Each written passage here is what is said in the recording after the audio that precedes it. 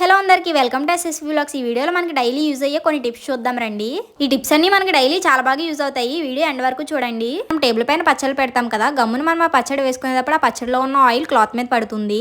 పచ్చడి నూనె పడిన వెంటనే మనం ఆ క్లాత్ ని తీసుకెళ్లి వాష్ చేయకూడదు. అలా చేస్తే మొత్తం స్ప్రెడ్ అయిపోతుంది, ఆ పచ్చడి నూనె మనకు పోదు. ఆ నూనె మొత్తం స్ప్రెడ్ అవ్వకుండా చాలా ఈజీగా ఎలా రిమూవ్ చేసుకోవాలి ఈ వీడియోలో చూద్దాం రండి. మేమైతే మీకు చూపించడం కోసం ఒక క్లాత్ తీసుకొని దీనిపైన పచ్చడి నూనె వేస్తున్నాము. మన ఇంట్లో డైలీ యూజ్ చేసే పౌడర్ ఉంటుంది కదా, ఆ పౌడర్ ని తీసుకొని ఈ నూనె పైన వేసుకోవాలి. లేదంటే మైదా పిండి అయినా చపాతీ పిండి అయినా కూడా వేసుకోవచ్చు.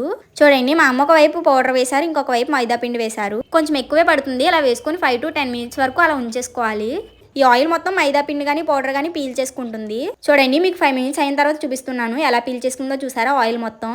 ఈ టిప్ యూజ్ చేస్తే చాలా బాగా రిమూవ్ అయిపోతుంది. మొత్తం 100% రిమూవ్ అయిపోతుందని చెప్పలేము కానీ 70% రిమూవ్ అవుతుంది. మిగిలిన 30% మనం వాష్ చేసిన వెంటనే రిమూవ్ అయిపోతుంది. ఎప్పుడైనా సరే అలా ఆయిల్ పడినప్పుడు వెంటనే వాష్ చేయకూడదు. వాష్ చేస్తే అది మొత్తం స్ప్రెడ్ అయిపోతుంది. ఆయిల్ పడిన వెంటనే పౌడర్ కానీ మైదా కానీ చపాతీ పిండి కానీ వేస్తే చూసారా ఎంత నీట్గా వచ్చేసిందో. చాలా మట్టి రిమూవ్ అయిపోతుంది. మిగిలింది మనం వాష్ చేసిన వెంటనే రిమూవ్ అయిపోతుంది. ఈసారి మరకపడినప్పుడు మీరు కూడా ట్రై చేసి చూడండి, ఖచ్చితంగా యూజ్ అవుతుంది. చూడండి, మొత్తం ఇలా తుడిచేసుకుంటే సరిపోతుంది. మీకు ఇంకా తడిగా అనిపిస్తే మళ్ళీ కొంచెం పౌడర్ కానీ మైదా కానీ వేసుకుంటే ఆ ఉన్నది కూడా క్లియర్ అయిపోతుంది. చూసారా ఎంత చక్కగా రిమూవ్ అయిపోయిందో. ఆయిల్ మొత్తం చాలా బాగా పీల్ చేసుకుంటుంది. ఇలా మరకపడినప్పుడు మీరేం టిప్ యూజ్ చేస్తారో కామెంట్ సెక్షన్ లో షేర్ చేయండి. మీకు తెలిసిన టిప్స్ కామెంట్ సెక్షన్ లో కామెంట్ చేస్తే మేము వాటిని చదివి వీడియోల రూపంలో మరికొందరికి తెలియజేస్తాము. అలా చేయడం వల్ల మీకు తెలిసిన టిప్స్ మరికొందరితో షేర్ చేసుకున్న వాళ్ళు అవుతారు. టిప్ నెంబర్ 2 ఏంటో చూసేద్దాం రండి. మన ఇంట్లో దోమలు రాకుండా ఉండాలంటే ఆనియన్తో ఒక మంచి టిప్ చూద్దాం రండి. ఈ టిప్ యూజ్ చేస్తే ఇంట్లో ఒక దోమ కూడా ఉండదు. ఒకవేళ వచ్చినా కూడా ఈ స్మెల్కి పారిపోతాయి. ఫస్ట్ ఒక ఆనియన్ తీసుకొని దాని కిందలా కట్ చేసుకోవాలి సరిగ్గా నిలబడడం కోసం. ఆ తర్వాత పైన ముచ్చు దగ్గర ఇలా చిన్న గుంటలాగా చేసుకోవాలి. ఈ టిప్ యూజ్ చేస్తే దోమలు అస్సలు రావు. దోమలు కొట్టడం వల్ల మనకి చాలా హెల్త్ ప్రాబ్లమ్స్ వస్తాయి. డెంగ్యూ ఫీవర్స్, మలేరియా ఫీవర్స్ ఇలా చాలానే వస్తాయి. అలానే మనం ఆల్అవుట్లు, దోమల అగరబత్తులు అవి వెలిగించడం వల్ల మన హెల్త్ కూడా మంచిది కాదు. చిన్నపిల్లలు ఉన్న వాళ్ళైతే అసలు అలాంటివి యూజ్ చేయకూడదు. ఆ స్మెల్ అసలు పీల్చకూడదు.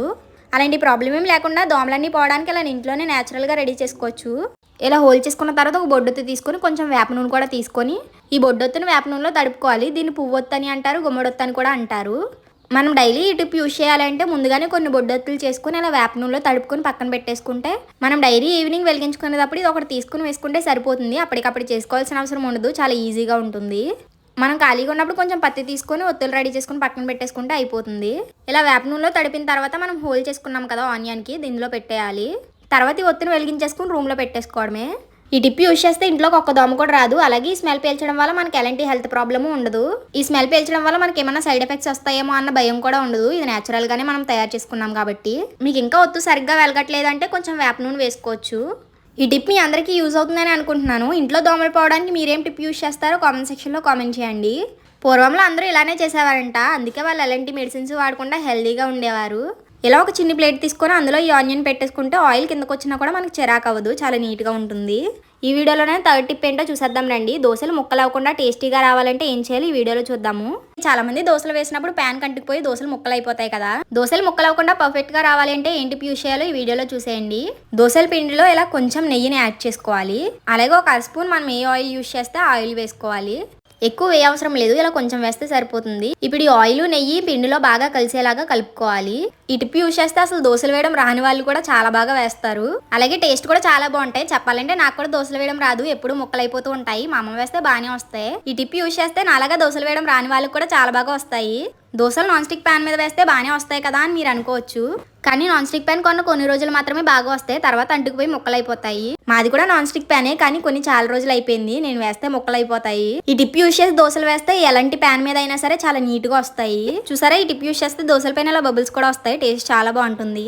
వేగిన తర్వాత వెనక వైపుకి టర్న్ చేసేసుకోవడమే. చూడండి, అస్సలు ముక్కలు అవ్వదు, చాలా బాగా వస్తుంది. పిల్లలకి దోశ వేసిన తర్వాత ఇలా టోపీ చేసిస్తే చాలా ఇష్టంగా తింటారు. ఇలా దోశ మధ్యలో కట్ చేసుకుని ఇలా రోల్ చేసుకోవాలి టోపీ షేప్ వచ్చేలాగా. మా అమ్మ అయితే మా తమ్ముడికి ఎప్పుడు ఇలానే చేసేస్తారు, వాడు కూడా చాలా ఇష్టంగా తింటాడు. ఇలా దోశలు వేసేసుకున్న తర్వాత చట్నీ వేసుకుని సర్వ్ చేసేసుకోవడమే. టేస్ట్ అయితే మాత్రం నెక్స్ట్ లెవెల్, అసలు చాలా బాగుంటుంది. ఒకసారి మీరు కూడా ఈ టిప్ యూజ్ చేసి దోశలు వేసి ట్రై చేసి చూడండి, ఎలా వచ్చిందో కామెంట్ చేయండి. ప్లీజ్ వీడియోని లైక్ చేయండి. మీరు లైక్ చేయడం వల్ల వీడియో మరికొందరు చేరుతుంది. మీరు మమ్మల్ని సపోర్ట్ చేసిన వాళ్ళు అవుతారు. అలాగే మన ఛానల్ ని సబ్స్క్రైబ్ చేసి పక్కన ఉన్న బెల్ ఐకాన్ క్లిక్ చేయండి. అలా చేయడం వల్ల మేము పెట్టిన ప్రతి వీడియో మీకు నోటిఫికేషన్ రూపంలో వస్తుంది. Bye guys, హకునా matata.